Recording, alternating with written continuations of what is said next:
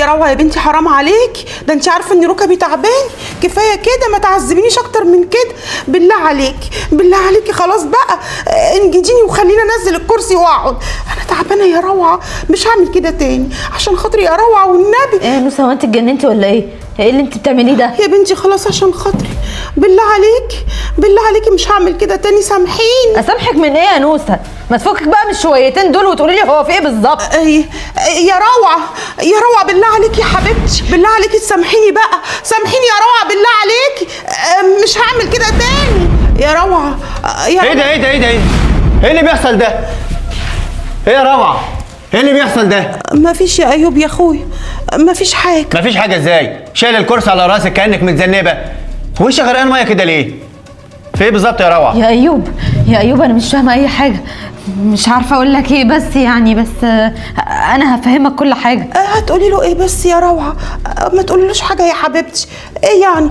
كنت بنضف الكرسي وشويه الميه اتدلقوا غرقوني غصب عنها، ما تقصدش، اكيد يعني مرات اخويا وبتحبني. كرسي ايه وميه ايه اللي اتكبت بالغلط؟ استنى انت جرايه يا روعه، انا هنا من بدري وشايف كل حاجه. انت بتذنبي اختي؟ لا والله العظيم يا ايوب انت ظالمني، انا ما عملتش اي حاجه، اختك هي اللي بتقول اي كلام وخلاص. هي هتتبلى عليك ليه يعني؟ انا شفت كل حاجه بعينيا، واللي انت عملتيه ده مش هيعدي بالسهل ابدا. لا يا اخويا بالله عليك، انا مش جايه يعني اقعد معاكم علشان اخرب بيتكم، لا لا لا يا ايوب، لا يا حبيبي، خليك يا حبيبي قاعد مع مراتك متهني ومبسوط، دي حتى النهارده عامله لك كيكه. بلا كيكه بلا بتاع، اسكت انت، احترامك من احترامي، واللي ما يحترمكيش كانه ما احترمنيش. ما بتحترمكش ازاي بس يا ايوب يا اخويا؟ ده انت ما شفتهاش النهارده وهي واقفه في المطبخ وبتضرب الكيكه بالمضرب وبتغني الاغنيه بتاعت شاديه اللي كانت بتغنيها رشدي اباظه، في ايديك قوه تهدي جبال، في ايديك قوه. وانا حتى فرحت وانبسطت ان انتم مبسوطين يا اخويا. هتفضلي تدافع عليها لحد امتى؟ اللي عملتيه ده يا روعه مش هيعدي بالساهل. يا ايوب يا ايوب اقسم بالله انا ما عملت اي حاجه من اللي اختك بتقولها، انا كنت قاعده باكل زي ما انت شايفني، مره واحده جت مسكت كوبايه الميه ده لقيتها على نفسها وراحت ماسكه الكرسي وعماله تقول يا روعه سامحيني يا روعه الحقيني والنبي ما اعرفش ايه، انا مش فاهم ان هي عملت كده ليه اصلا. بطلي كدب بقى، هي مجنونه هتعمل ده كله؟ على العموم يا بنت الناس احنا مش هينفع نكمل مع بعض، انا هخش اجيب لك شنطه هدومك وتتكل على الله على بيت اهلك. استهدى بالله بس يا اخويا. يا شيخه طب انت عملتي كده ليه؟ استفدتي ايه دلوقتي؟